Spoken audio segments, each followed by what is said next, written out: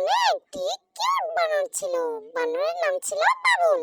একদিন সে ঘোষণা দিল, আমি বিবাহ করব। বাবুলের কথা শুনে জঙ্গলের সব পশু পাখিরা হা করে তার দিক তাকিয়েছিল। তখন হাতি হেসে বলল, তোকে আবার কে বিবাহ করবে রে? তখন বাবুল বলল, পাশের বনে একটা সুন্দর কিউট বান্দর নিয়ে আছে, সে সাথে আমার বিবাহ হবে। সবাইকে দাওয়াত রইলো, আসবে কিন্তু সবাই। এরপর বিবাহের আঞ্জাম শুরু হলো। সবাই সে নিয়ে ব্যস্ত ছিল, কিন্তু দুষ্টু একটা শিয়াল সে তো নিজের কাজেই ব্যস্ত। সে ভাবলো, আমি বিয়েতে 40টা Oh my god. তারপর আস্তে আস্তে সবার খাবার খেয়ে নেব। No!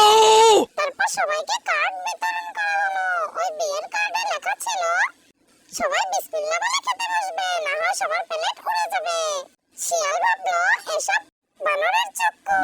এরপর তো সবাই সুন্দর মতো বিসমিল্লাহ বলে খেতে বসলো, কিন্তু শিয়াল বিসমিল্লাহ না বলেই খেতে বসলো।